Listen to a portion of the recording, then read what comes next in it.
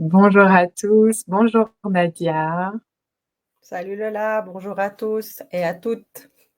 Alors, nous sommes en direct sur Facebook. Nous sommes le 22 octobre et nous avons choisi de reproposer un direct, un live ensemble avec Nadia pour vous reparler un petit peu plus de notre plongeon qu'on a appelé, de notre cercle que nous avons appelé Plongeon au cœur de soi, qui aura lieu le 27, donc ce lundi à 20 heures sur Zoom en petit groupe, dans l'intimité et la confidentialité.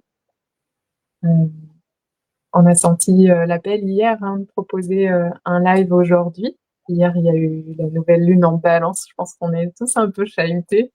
Euh, donc, l'énergie du 22 peut aussi amener pas mal de tensions. Il y a du karmique dans ce chiffre. Il y a de l'invitation à bâtir depuis des espaces un peu différents, un peu profonds.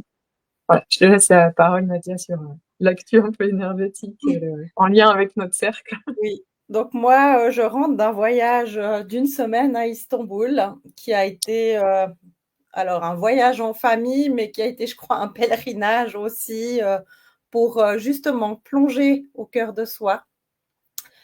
En fait, ça a été très émotionnel et très en partie aussi désécurisant parce que je suis partie avec mes filles sans mon mari et j'ai senti que je devais être l'encre de mes enfants hein, dans une ville énorme.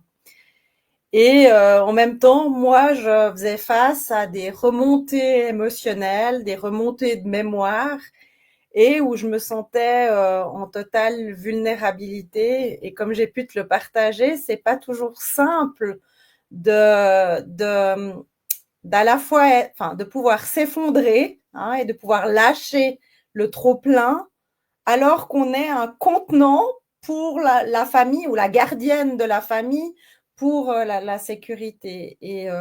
En fait, je fais le lien avec ce cercle de plongeon, hein, de ce qu'on a envie d'amener, c'est que c'est une période effectivement qui chahute de tout sens, qui remet en question plein de choses, qui fait remonter des mémoires alors qu'on a peut-être pensé qu'elles étaient travaillées et qu'on avait été jusqu'au bout.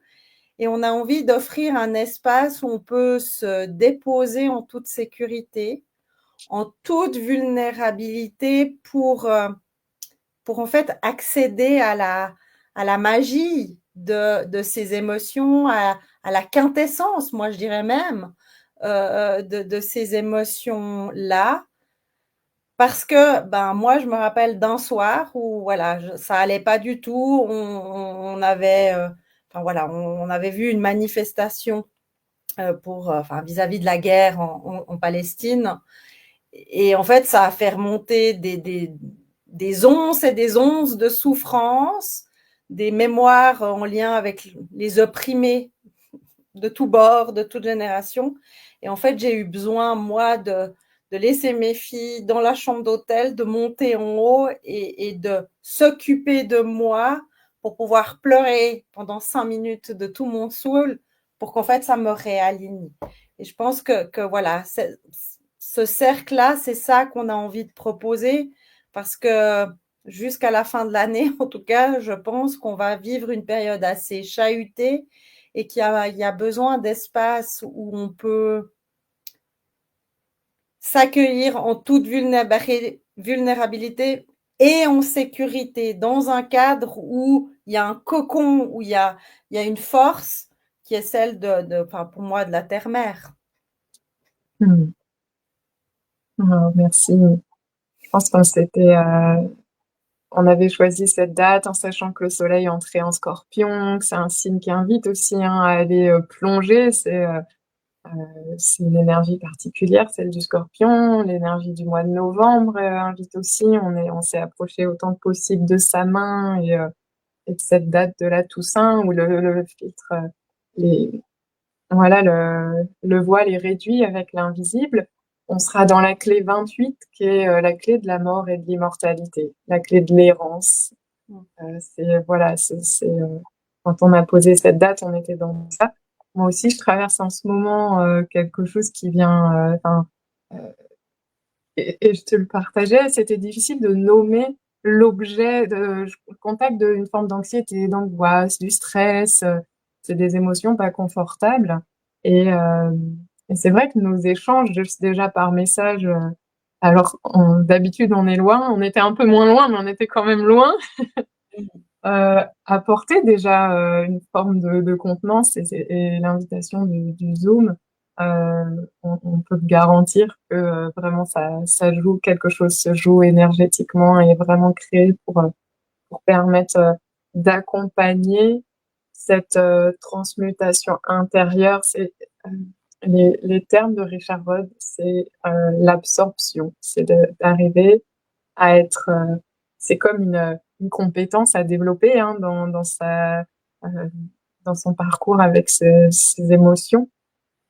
Et, euh, et je sens que là, je suis invitée avec moi-même à appréhender de l'intérieur encore plus ce phénomène d'absorption.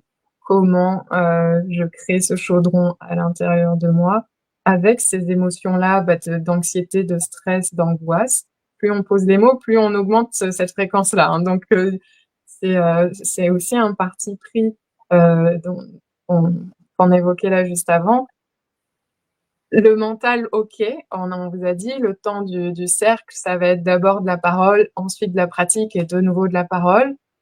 L'idée, c'est pas de le couper complètement, mais c'est d'accorder du temps aussi à quelque chose qui est vécu de façon brute dans le corps, qui est vécu de façon corporelle, sensorielle, émotionnelle, et d'être à l'écoute et d'être avec, hein, c'était un de tes termes dans le premier live, ce qui se passe à l'intérieur de nous euh, va être clé, va être. C'est pour ça qu'on parle de plonger, c'est qu'on va l'accueillir totalement et ça va permettre à ce que le déroulé naturel à ce que l'intelligence de notre corps fasse finalement nous montre sa magie et sa résilience. Que toutes les émotions ont cette durée et se traversent de l'intérieur. Et je le dis, et au fur et à mesure, je sens que ça transmute et que ça se passe pour moi. Euh, Parce que le corps, il attend ça, en fait. Il attend qu'on bascule notre conscience, notre attention et qu'on lui laisse le lead quelque part pour créer sa propre, développer sa propre compétence de traverser de ce qu'il habite et de ce qui à la fois génère et en même temps en réponse. Il est traversé, il est ému et à la fois on a des réflexes d'arrêter certaines choses qui nous traversent, de les contenir et il y a quelque chose dans l'apprentissage de comment contenir et de comment accompagner et c'est ça qu'on va vous proposer d'expérimenter. Et je pense que, enfin, j'ai envie de rebondir sur l'élément d'être attentif que quand on met une explication pendant le processus, alors il peut y avoir des mots inspirés où ça va tout à coup venir. C'est pas que vous réfléchissez, mais qu'il y a un mot qui jaillit de notre être. Et là, ben, ça donne des clés de compréhension. Mais quand on a une volonté ferme du mental de comprendre ce qui se passe, de mettre un mot, etc., en fait, on ne permet pas au processus de lui-même de se terminer ou d'aller jusqu'au bout. Et on crée des résistances à cela. C'est ce qu'on partageait hein, juste avant ce live, de pouvoir en fait s'ouvrir, alors que finalement notre corps mental, nos concepts soient là, mais pas comme celui qui dirige, mais qui est là plutôt comme un observateur qui puisse voir, qui puisse s'imprégner de cette intelligence-là, mais qui laisse le corps et les émotions s'autoréguler, se faire par elles-mêmes et reste, en fait, n'empêche pas le processus.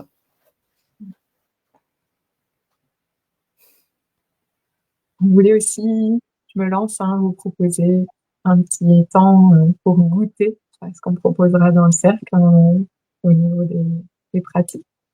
Du coup, je vais vous inviter à ralentir, à vous poser dans votre corps, éventuellement à fermer les yeux si c'est confortable pour vous. Faites sentir votre poids jusqu'au bout de vos orteils, dans vos jambes, dans votre bassin, le long de votre colonne vertébrale, dans votre nez, dans votre tête. Descendez doucement la tête et vous, et puis dans vos bras, déposez tout votre poids. Asseyez-vous confortablement. Laissez-vous porter. Acceptez de vous laisser accueillir.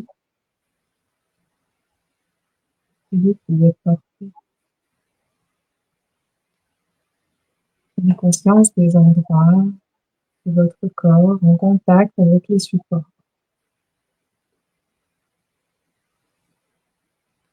Peut-être sous vos fesses, sous vos cuisses, sous vos pieds. Peut-être derrière votre dos. Peut-être même derrière votre tête, selon l'endroit où vous êtes installé. Dans cet état où vous sentez déjà que vous êtes un peu plus déposé, prenez conscience, mettez-vous à l'écoute, observez comment circule votre respiration. Peut-être comme moi, ça va vous inviter à soupirer, votre mâchoire va se décrocher un peu plus, peut-être qu'il ne va rien se passer. Tout est juste. Ne cherchez pas à contrôler, ni à modifier.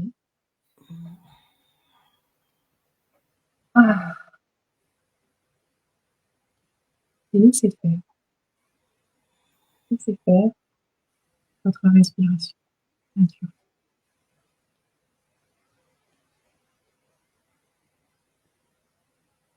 Ah, mais je sens qu'il y a une ventre qui garbouille du coup. Ben moi, je sens qu'au niveau des épaules, ça s'ouvre comme des ailes. Il y a des émotions qui vont remonter. Peut-être que vous allez un peu plus sentir où est-ce que c'est coincé.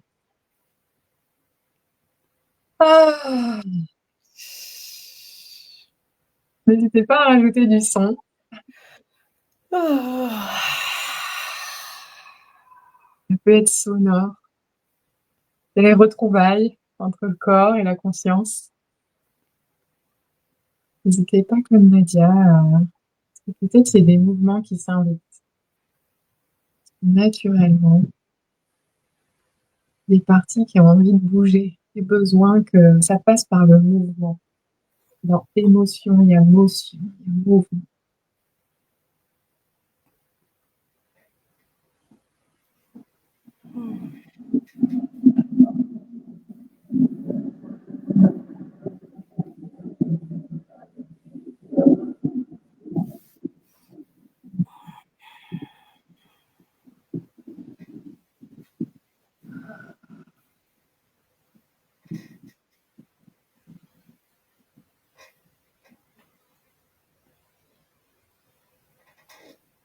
Je sens que j'ai aussi mes jambes. Je suis assise en tailleur. Je suis souvent assise en tailleur.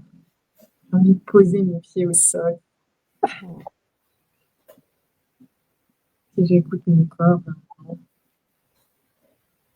Donc, je bascule d'un pied sur l'autre. Pour moi, je sens qu'il y a en fait ce mouvement de la colonne vertébrale qui a besoin en fait de bouger pour ramener de la fluidité. Besoin d'onduler. On voit le serpent. On est dans l'année du serpent de bois. Et aussi quelque chose dans les mouvements, quelque chose de plus rond aussi. Et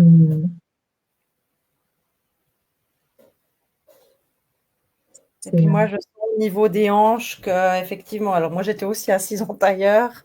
Alors pas forcément de toucher les pieds, mais de leur ramener de la liberté pour permettre vers le sacrum et vers les hanches, de pouvoir aussi offrir un espace. J'ai pas encore ajouté les bras et c'est vrai que là d'un coup je sens que ça a besoin aussi de s'ouvrir à cet endroit-là.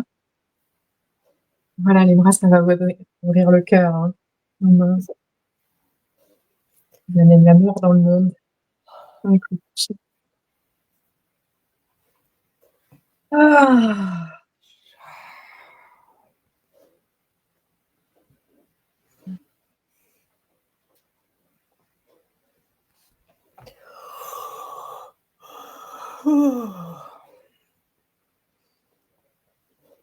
Aussi à la mâchoire, à tout cela, on sert souvent beaucoup de choses, hein, de permettre justement de respirer, peut-être même de forcer un petit peu parce que pour détendre ces muscles du visage.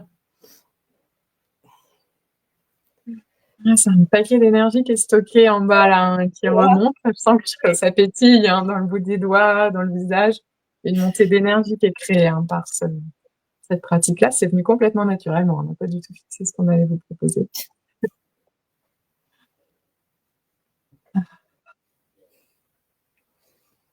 Les trésors du corps.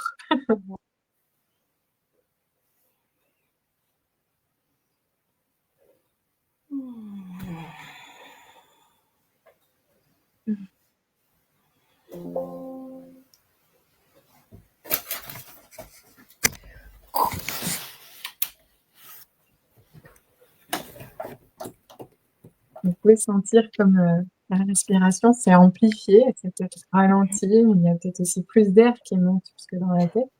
Ça peut être ça aussi, ces fourmillements, hein.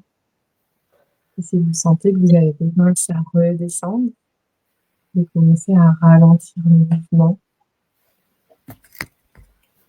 Vous pouvez baisser un tout petit peu. Il y a vraiment en fait de sentir que en fait là les cellules elles frissonnent, mais en fait elles sont plus aptes à capter l'énergie alors qu'avant elles étaient, on va dire, tendues ou focalisées sur un point. Et là en fait ça, enfin il y a un côté elles s'ouvrent, elles pulsent à la vie. Elles ont envie de contribuer aussi, alors qu'avant, elles étaient fermées sur soi-même.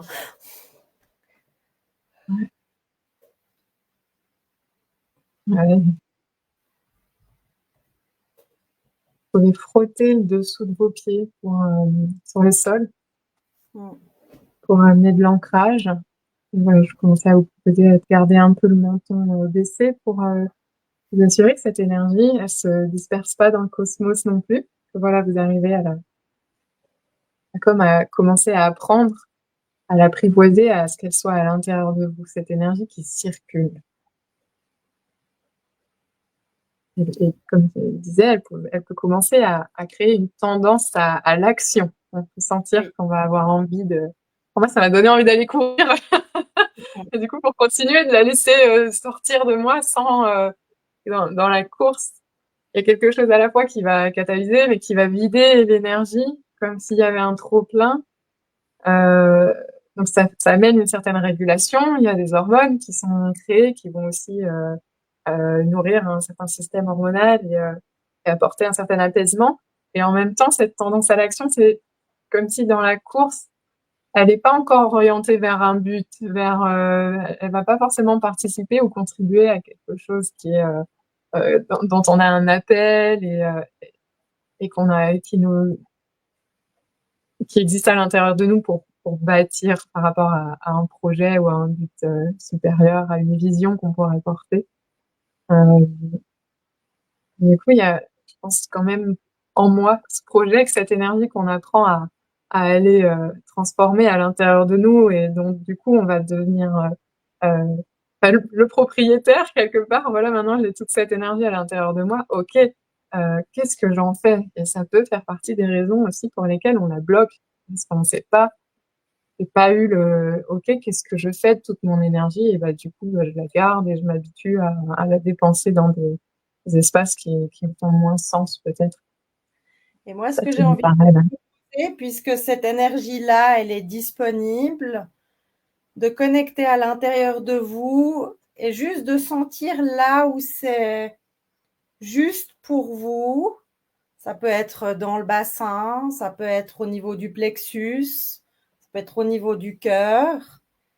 Et de poser votre main là où c'est juste pour vous. Ça peut être à 2 endroits. Moi, j'ai ma main sur mon ventre et sur mon cœur. Et en fait, de focaliser cette énergie-là pour nourrir votre chaudron intérieur. Le contenant. Ce contenant sécure qui vous permet de plonger, de transformer ces émotions. Et si c'est juste pour vous de refermer les yeux et de pouvoir imaginer là où vous avez déposé vos mains,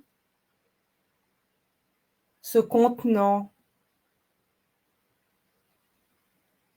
et que grâce à cette énergie disponible qu'on a fluidifiée, qu'on a mis en mouvement,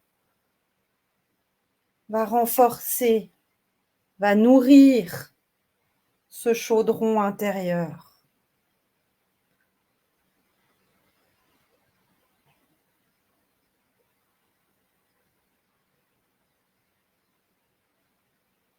Et si vous avez de la peine à visualiser, à simplement imaginer, et même s'il n'y a pas d'image, ça se fait au moment où on pose cette conscience-là, cette intention.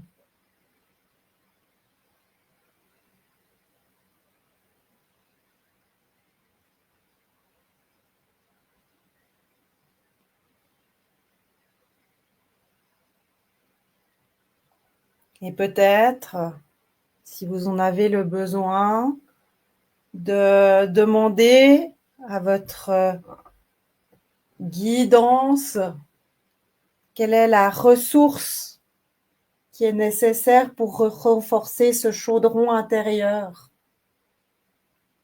Ça peut être de la confiance, de la sécurité,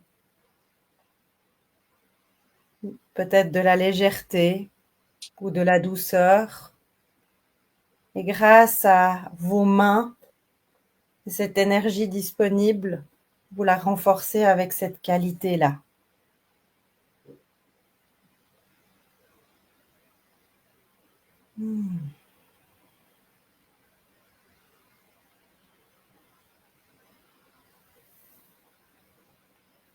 Et quand vous êtes prêt, prête, vous pouvez commencer à un petit peu bouger le corps pour le réveiller. Vous étirer s'il y a besoin. Et revenir ici et maintenant. Dans cet espace-là où il y a le mental, le corps émotionnel et notre corps physique qui vivent un certain alignement.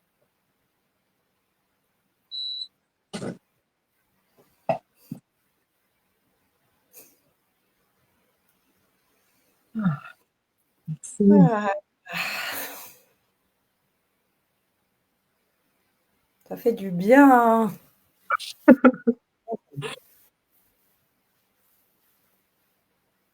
Pour moi, c'est un bain d'amour, en fait, de toutes mes cellules et de tous mes corps, à la fois physiques et énergétiques, qui est, en fait, reçoit un bain d'amour et de douceur. Et en fait, là, le mental, il se tait véritablement, il se pose pas de questions, il suit le processus, puis il kiffe. Wow.